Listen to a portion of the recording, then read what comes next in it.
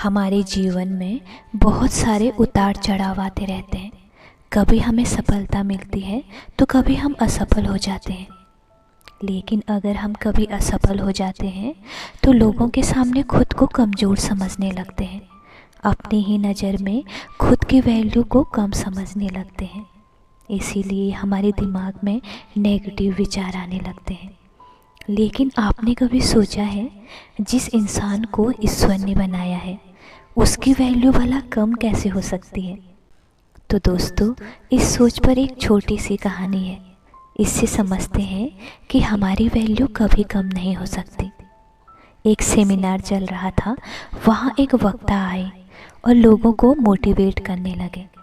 तभी उन्होंने अपनी जेब से एक 500 रुपये का नोट निकाला और लोगों से पूछा कि इसकी वैल्यू क्या है। तभी सभी ने बोला, ये 500 का नोट है और इसकी कीमत 500 रुपये है। तभी उस व्यक्ति ने उस नोट को गीला कर दिया, पूरी तरह पानी में भिगा दिया।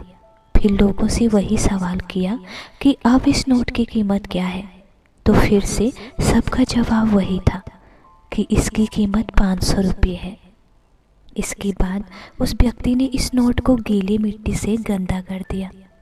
फिर लोगों को दिखाते हुए इसकी कीमत पूछी तो इस बार भी सबका जवाब वही था कि अब भी इस नोट की कीमत 500 रुपये है। तभी उस व्यक्ति ने लोगों को समझाया, देखा आपने, इस नोट को हमने अलग अलग परिस्थितियों में देखा, लेकिन किसी भी परिस्थिति में इस नोट की वैल्यू कम नहीं हुई। इसकी कीमत हमेशा 500 रुपये ही रही।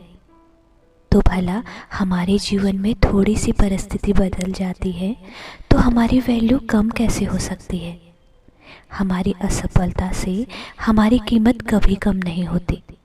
अगर हमारे जीवन में कभी सब कुछ ठीक नहीं चल रहा है तो इसका मतलब ये नहीं है कि हमारी लाइफ हमेशा एक जैसी रहेगी।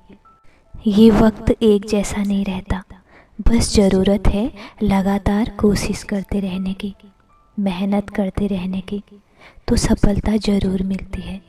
जब सफलता मिलती है तो हमें गर्व होता है, लेकिन जब असफलता मिलती है तो हमें बहुत कुछ सीखने को मिलता है।